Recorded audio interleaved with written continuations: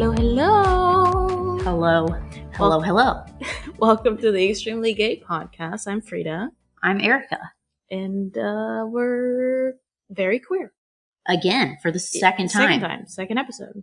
What if this was the only second time we'd ever been queer? That would...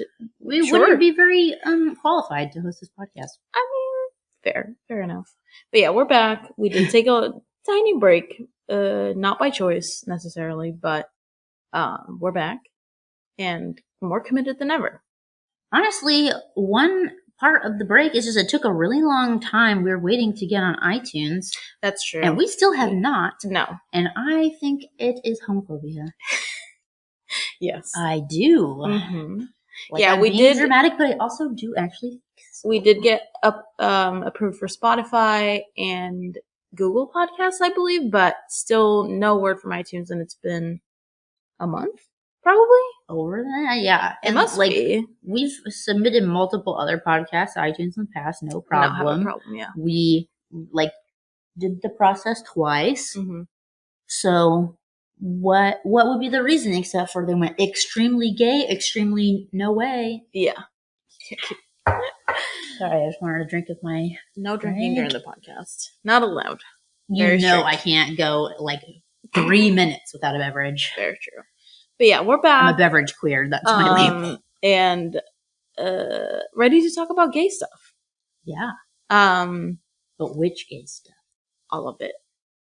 But yeah, I feel like last episode we kind of caught you up on what's been going on and where we're at and what our life's been and some new stuff and Pride, and it was Pride Month, so obviously so about that, but we honestly just started recording now because we were talking about stuff anyway, and we're like, we should record this because we're just talking. Yeah, we were gonna record it tomorrow, but then we were just chatting about the topic. Yeah, so we might as well. But we're already talking about it. Yeah. What if we say all of our interesting things and then we're out with them by tomorrow, you know? Mm-hmm. But yeah, as we mentioned, and if you have ever seen us before or watched us before or anything, which you might not have, but we used to do YouTube a lot, and we started in 2016, I want to say, or maybe even 2015, but the end of 2015, yeah. End of 2015. Mm-hmm. Okay. So yeah, 2015, and it was the era of lesbian couple channels, I would say. That's how I would define it. But yeah. And it was just everywhere. At least if you were in that space. If you were queer and on YouTube, you'd probably have seen at least one or two lesbian couples that were literally just the brand was about them as a couple in their lives. It's true. You can really think of what an era it was. Because it was. I think of these couples that so many of them have been broken up for years, and that's so weird to just know about other people. Most mm-hmm. people, I wouldn't just bring up, hey, you remember this person you dated 5 years ago? But mm-hmm. But it's because also I still associate those people. At the time, that's what they if you're talking about marketing, that's what their brand was. That was what their channel was. That's what they did. That's what they're known for. Shannon and Cammy, Stevie and Ellie, Rose and Rosie, Rhea and Chrissy. Yeah. Those are the ones I remember, I think. Yeah. And I know there were I definitely watched a lot of them, but that was the top ones that I for sure watched. And then we kind of joined that as well. That was how we started out. That's what we did for our YouTube channel for a few years, really. For a while. I mean, it really just worked out because Frida knew about YouTube, mm-hmm. and I didn't know anything about YouTube, but I like being on camera. And you were in entertainment. You were in comedy, you were in improv, you were in that space of wanting to be in entertainment, but didn't know social media. Yeah. And I like having a project to do and just things to do all the time. Yeah. And then we just were a couple. Mm-hmm. And so it just worked out that way. Yeah. We didn't have some plan of we're going to hop on this lesbian couple trend. No. It was really just I like to have an activity to do at all times. Yeah. And we truly didn't do it for any particular reason. We just liked it. Yeah, and I can't ever think of a niche besides just what I am. Mm-hmm. And also, like, to be fair, like, obviously we didn't, like, blow up in the way some of these other couples did. But we also did it for 2 years without really growing that much, I would say. Yeah. Like, a little bit, for sure. But, like, I think we, like, let's say we grew 2,000 followers in the first 2 years, and then all of a sudden it picked up and went really fast. It was something like that. Yeah, it was like 2,000 or 3,000 in the first 2 years, and then we went from like that to like 35,000 within a couple of months or something. And and I started paying rent off of YouTube for a little bit. Because also back in the day, like at least I think we had maybe a year of it before it went away, where AdSense was really good, and then they changed the rules and just all the AdSense were cut like majorly. And I know that affected everyone. Went away. I don't know which came first. I don't know. But yeah, there was definitely a change in the algorithm and everything. But yeah, that's how we started out. And I just thought about it like the other day because that doesn't exist anymore. At least not the way it used to. Like that is the lesbian couple thing, or yeah, like that being a lesbian couple alone is something. I mean, you still can monetize it, but not in the way that it used to be, where before it was like you could monetize your lifestyle, being in love, being cute, answering like LGBTQ questions. And now I feel like, are we old news? People are like, yeah, we get it. You can be gay and not even that. I feel like it's been too over sexualized. So now like that's not gonna get you anywhere. Yeah. Unless you do like OnlyFans. Yeah. I mean, that was always a problem. And also, I think it's for the better, like, if I'm being honest, because as much as it was, like, good and healthy. No, I think I really, like, it was helpful to me growing up to see that, and, like, when I was younger, to see the, like, representation. I think that was very significant and important, but if you're the creator behind it, I don't know that it was that good for you. Like, from a personal perspective, like, I don't know that. I mean, like, I was an actor and comedian in LA, so I don't know that anything I was doing was, like, healthy. Sure. So I didn't think that. I thought, yeah, this will be particularly unhealthy. Mm-hmm. But yeah, it is bad for you in some ways. Yeah, and, like, I'm sure there are some cases where it was fine and, whatever. But I think for most people, putting your relationship on blast online and sharing a lot of details about it just inevitably is set up to fail, because you're getting people invested in your relationship that they realistically only know fraction of. Like, they see what you how people would react. Like, no, I didn't know that people would think that they knew everything about us, because, like, really, actually, we didn't share that many personal details. Like, no, I think we were open in, like, answering questions and being friendly, but I don't know that we shared. Because, like, we really did keep a lot of our private life private, and a lot more than a lot of YouTubers. Yeah. And probably, the more successful YouTubers. Yeah. Like, we never really did that truly opening our life up thing. Mm-hmm. But still, having your relationship tied to, like, your income. Yeah, your career, your ability to pay your rent. That is it's bad. Too much pressure, I think. Because then, and I've heard people talk about this too, just in general, where then you start to question, am I doing this for the brand, or is this real? Like, in terms of, like, what if I'm doing something nice for you? I'm giving you flowers, but I'm vlogging it. Did I do it for the vlog, or did I do it for you? Did you think that? No, I've just heard other people talk about it. Because I'm like, I definitely never. I didn't think like that. Frida is only doing this for the vlog. Boss, this because you're really, really nice all the time. Well, I just didn't think about it personally back then, but now I've heard it and I'm like, oh, that makes a lot of sense. I'm glad that I never thought about that. That would have been a terrible thing to have to think about. And what we had to go through too is, because you put your relationship out there, then all of a sudden you are like, you owe it to people to keep them updated on your relationship, which is, I think, where the big problem lies. And that's where I get, like,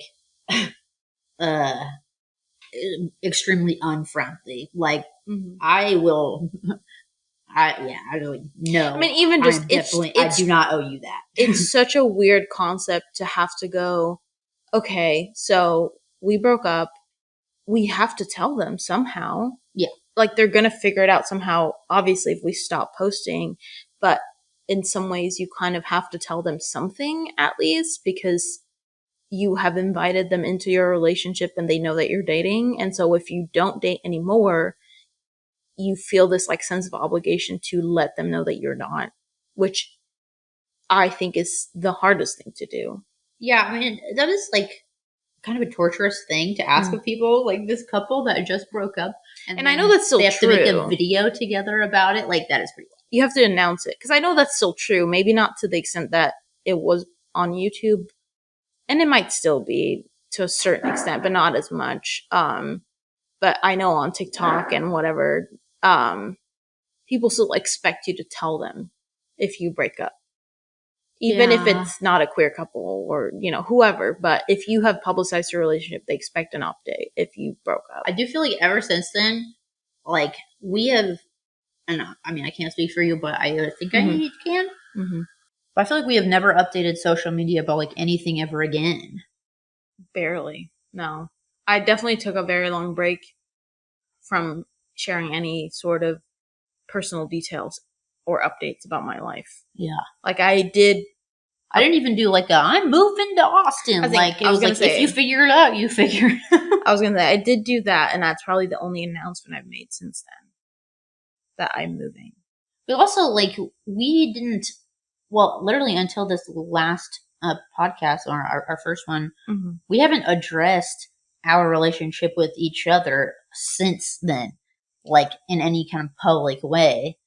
And I know sometimes people have been confused because, like, still get questions about it. My brother asked me like a year ago, like, hey, I'm totally cool with whatever, but what's going on? I just don't totally know, like, what is the relationship between you and Frida? And so I just explained, and he was like, okay, cool, now I get it, thanks. But I didn't realize that, like, he didn't know. Well, how could he? We didn't tell anyone. We just kind of kept living together and didn't really, I guess to me, I was like, say anything. It's obvious we still live together, but we're not in a relationship anymore. But what is that? Like, extremely close in every way. But that's not like the average person. They don't know what that is. I know. But even on the internet, I would say to this day, anytime we post anything together, whether it's on your account, my account, our account, which is not very often, but people ask. And they ask, are you still together? Didn't you break up? What's going on? Like, they're still asking, and it's been years. Yeah. Do you ever answer them? Me neither. I mean, I did. I think I did early on. I think you did too early on. But after, like, it's been 3 years. I am kind of done answering the question. If you don't know, do you need to know? Yeah, I feel like I answered that question for like a month, and then we definitely did for a while. If you don't know by now, like, you didn't care enough that you need to be asking me. Even then, it's like, does it matter? Yeah. Really? Like, if we're posting a video together, does it matter to you if we're together or not? Also, like, doesn't change the video. Then what? Yeah, what does matter? Because, like, here we are living a life together, making a video together. Like, why is this idea, like, the romantic relationship is the only one that counts? Yeah, that's what matters. Like, well, I think are we together? Well, we live together. We have dogs together. Or like, but I think that's the thing. I think that's exactly it. It's like, they will validate it if it's a romantic one still. That'll make sense to them. That will be validated. Like, that will be something that they can grasp, I'll admit it, though, I kind of like being confusing to people. And well, it makes privacy easier, because if they're confused, they're never going to really figure out the even my own family members have no idea what's going on with my life. And that's okay. Yeah. I mean, on a personal level, I tend to let people know, but on the internet, they can be confused all they want. Like, that's fine by me. I think on a personal level, I would tell people if they ask, but I don't tend to, like, think about telling people my updates very often. And I don't know. Then whenever I do, it's like weird, or it doesn't go how I wanted, and so I don't feel inspired to do it again. It's like I put out my first song that I like both sang and produced, and that was kind of the first time that I tried to like really reach out to everyone who might care about me and tell them that I made this thing that was really important to me and I would really like appreciate if they listened to it. And very, very few people like responded to me in any way. And I was like, well, I probably won't do this again. Like, this sucks. I mean, I'm glad you did, but yeah. I think too, but I definitely operate differently from other people in this way of like, I have, like, there's a priority flag on things in my brain. Sure. And so it's like, if this is, especially if you tell me this is really important to me, like, I'm really proud of this or, you know, then I will make a big deal out of it because it is important to you. Even if like, if you just, you know, if you send me a song every week, then I might not ever listen to it. Sure. You know? Yeah. That's fair. And so I felt like I'm telling you that it's a big deal to me, but I don't know that. Well, that's not the signifier for everyone. Yeah. And I don't know that like, I mean, I don't know. I have never thought about it until this moment, but probably for some people, you just say that, you know, like, and it doesn't necessarily mean that you reserve saying that for special occasions when it's true, but that's how I am. Yeah. And I think also how we kind of came into it, which is kind of bringing it back to like now, is because I did tell Erica the whole rundown of Fletchers' new song, which is kind of... You can tell me again. I'll pretend like I'm finding out for the first time. No, but basically, if you don't know, Fletcher came out with a song that is very clearly about her ex named Shannon, who was a YouTuber back then, who did the whole like lesbian couple YouTube, an ex, not Fletcher. But Fletcher came out with a song that was very clearly about her and also graphically talking about Shannon's current girlfriend, which was what caused the controversy. And so using her real name. Using her real name, yeah, in the song. And that's how it got attention. And so, sorry, if you hear a little bell, that's my cat. She like never plays with anything, you know. She does that, and now she's like, anyway, it's time to play. Saturday night, middle of podcasting. Yeah. But yeah, so I updated Erica on everything that's been going down on TikTok. Yeah, that's kind of what got me thinking about all this, because it's so like sharing intimate details about your relationship or your thoughts about it or your thoughts about their new girlfriend or ex-girl, like whatever it might be. It's just very personal. And like, it's one thing to make that decision for yourself, what you're going to share, but to make that decision about someone else's privacy, like, whoa. Especially someone that you don't know. Yeah, because I think there are two things that are just clearly over the line in this situation. And like, yeah, I only found out about this like right before the podcast when Frida told me, and I don't really like keep up with any of these people, so this is not any kind of like, I don't care on a personal level. Sure. Like, this is just objectively wrong to me because using the person's real name and saying something like sexually graphic about them without their consent, that can feel very violating for someone. Sure. And it's weird. Like, it's it's weird to talk about like someone's genitals who you don't know. And it's like, why would you use their name? I just don't.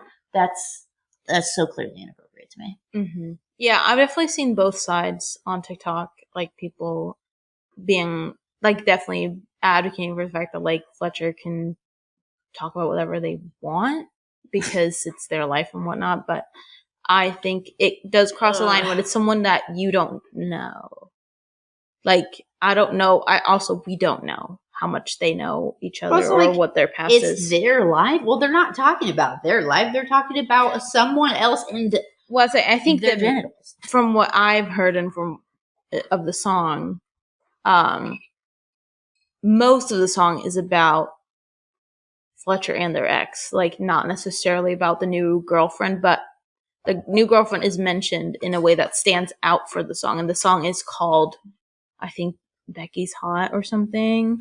Her name's in the title? I believe the name is in the title. I could be wrong, but I believe the name is in the title of the song, which is kind of what stuck out to me. To me, what this seems like, and yeah, I guess this is a judgment I can't fully make, but it just seems like someone vastly prioritizing, like, making a splash on social media and like getting Which it did. lot it of did already. Like attention over a human being. Like, I think it's hard to know who knows what and what was planned and what wasn't, but from the looks of it, like I hope this was, some plotted out thing and we're all being taken for a ride, like, because that would be better than I truly hope this was a PR trick, because if it wasn't, then this is just gonna cause a lot of like emotional damage to everyone.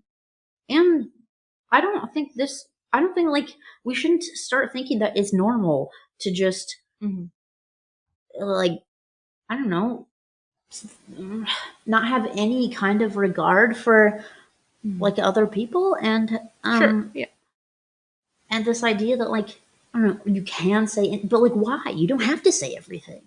And like, there are other ways to say things. Like, it just, well, even honestly, like, some people might have figured out either way, but like, don't use their actual name. Yeah, that's like, there are so many songs where they put it in a certain way that, like, it'll be like in the notes on the A to Z lyrics, and like, it's rumored that this is about their ex, but like, you don't know for sure because they weren't crass enough to make it that obvious. Yeah, I think the whole the very direct lyrics now that are more trendy in a way is like fine if you don't know anything about the person or the situation, but the minute you do, it's kind of like weird. Like, I don't know. I hope that You and Jennifer was not actually about someone named Jennifer, because I just assumed that it was just made up. Yeah. Because that's the first song I can remember hearing that was like use someone's name, and I like thought it was very, I don't know, attention grabbing and interesting. The only thing that comes to mind is Delilah, but oh yeah, so long ago. That is a real person, though. I remember. Yeah, but that wasn't like graphic either. Like, no, and if anything, it was just it was like cute. It's more the person, if anything, which obviously it was a huge hit, so they were not embarrassing themselves. But if anything, they would just be embarrassing themselves because they're like a sap for this person. Yes. But like, yeah, I feel like You and Jennifer was the first song I heard like that, and then I heard a whole bunch of copycat songs after them, which it's been done. But also, no, if it's actually about a real person and using their real, no, that's not okay. I don't like that at all. Yeah, it's crossing a line that I don't think it's been crossed before, that now it becomes a problem. But yeah. Also, I have a personal belief, and this is definitely not something that most people share, but I feel like if you have ever been really close with someone, like best friend or in love with them, or like at one time you were that important to each other, you trusted each other with everything about yourself, like it's an important thing to me that I think matters even after it's over. And to me, I would never violate that by talking about that person publicly. I think it's wrong. Yeah, and I don't think that is necessarily I think very few people share my opinion on that. Yeah. That is definitely just a personal thing. But like, you will never catch me talking shit about any exes or any ex best friends or anything, because like, I just don't think that's okay. Yeah, I think that's fair. Also, I do have an update on JoJo and Kylie. Oh, okay. What is it? They may have broken up. May have. Not confirmed, but very What's the possible. Well, they removed all the pictures of each other on their social media. Like, if they posted a picture of them together, it has now been removed. They still follow each other, as far as I know. I could be wrong. I don't do that either. Like delete pictures. Yeah. Because I don't know that it. Like, they could be trolling all of us, and like, if so, good for them, because like, they should have their privacy. But people are certainly speculating. That does seem to be a really normal thing that people do, either when they break up or when they're just like mad at someone. And But even if they had an argument or whatever, but they're not like. This is how I found out one friendship was over once. They unfollowed you? And they deleted every photo they'd ever posted with me. And I was like, that's it. I mean, first of all, to me, way too much work. I'm not going to scroll back and do all that. But also, like, they were my friend in the past. I don't feel a need to erase them from my past. Mm-hmm.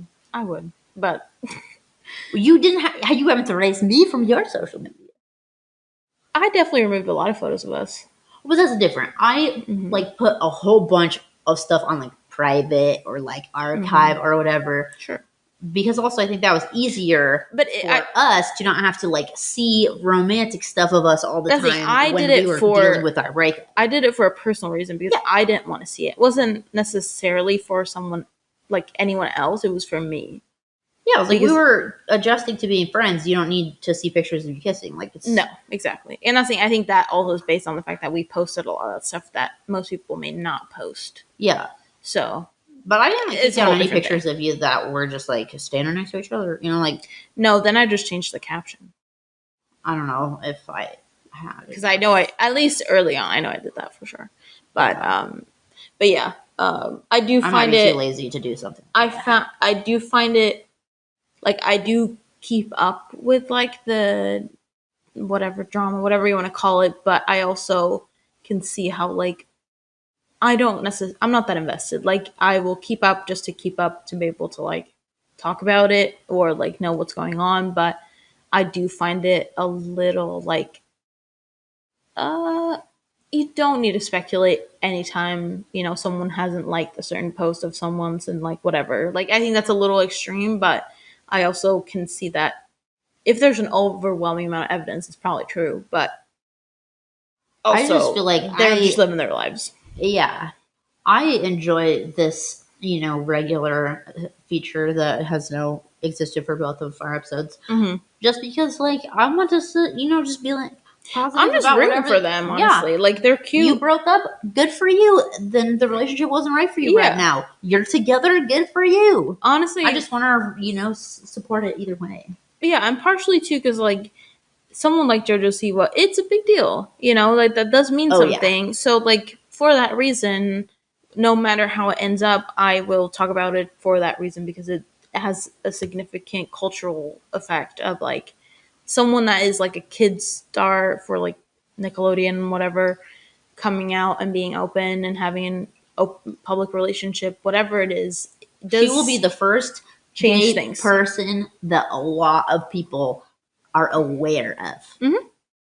I happened to see a TikTok that came across my For You page that was like, I don't know, it was like 10 people had watched it. It was just a random thing. But it was this person talking about JoJo Siwa and how they just had no idea what like an impact JoJo Siwa was going to make on their life.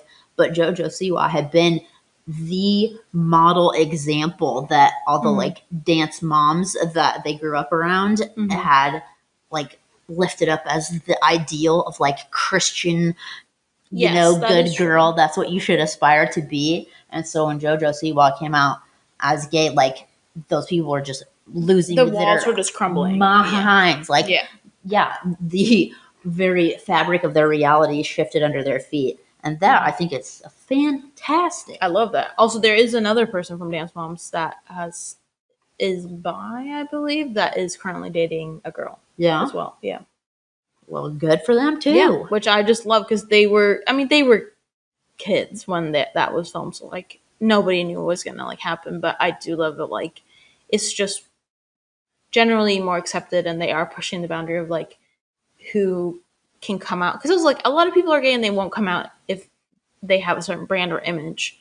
But the people that JoJo Siwa definitely had so much money riding on this, had so many people telling her, you cannot ruin the brand, I'm sure. Mm-hmm. And I'm sure, but I also think because she's like big money. But I also think she had an expiration date, as terrible as it sounds. She's a Nickelodeon star who's growing up. By the time she's 25, she's not going to be on Nickelodeon anymore, probably. Like... I don't know. She will always find a way to reach those 5-year-olds if she wants to. I think absolutely on her own terms. But I don't know that Nickelodeon's going to keep around adults for too long, you know? Like, I have no idea. I just saw that she has a really big bow business, you know, like the yeah, oh, kids she love does. her. But I do think like with Disney and Nickelodeon, they tend to cast young. So do you think she's faking being gay for the transition of her career? I'm just kidding. Not at all. I think she's finally allowed to be whoever she wants to be. But I think with Disney and Nickelodeon, there is a certain demand and pressure to be a certain person, and then once you're closer to 18, you might have an opportunity to break out of that because you might have a contract until you're 18. Yeah, or a lot of them just have like, you know, just kind of big old mental breakdowns. Sure. Which, yeah, fair. Mm-hmm. I wanted to be that like so bad, not mental breakdown, but Disney child, Disney star. Yeah. And I think I told my mom specifically in these words once that like I wish that she was more like Hillary Duff's mom. To take you to LA and do all the things. Yes, yeah. yes. Yeah. Because I was so talented, and that was the only thing stopping me from stardom was this mom that wanted her own life instead of mine. But like, would I manage to not have a giant mental breakdown like at 18 if I had been? No, I'm not. If you would have been a star at like 10, probably not. You know? Then like I might be dead by now. You know, it's good. Thanks, Mom, for not being like Hillary Duff's mom. No shade to Hillary Duff's mom. She clearly did great because Hillary Duff is alive and doing fine. Yep. No shade to people who are not alive. On that note, I think we can wrap this up, huh? Yeah, we talked about everything. That's all. I think we covered everything. But yeah, thank you so much for listening. Hopefully you liked it. You can. If someone knows the people at iTunes, tell them to stop. Please get our podcast up on iTunes. Jeez. Yeah. But yeah, if you want to follow us, we're at Erica and Frida on social media. We post there every now and then. That is but so you enticing. Yes. Well, listen, you keep on your toes. You never know. You can also find us on our personal social media, which is mine is at Hey It's Frida, Hey with the J because I'm Swedish, and Erica's is at Erica Heidewald. Which I could say is spelled that way because I'm German, but you could. German people would already know that, and if you aren't German, it's not helpful at all for knowing how to spell it. Doesn't tell you anything. Yeah. Yeah. But anyways. But nothing's really helpful for learning how to spell it, so just good luck to you. Anyways, good luck. Bye. Good luck to you all for everything. Goodbye.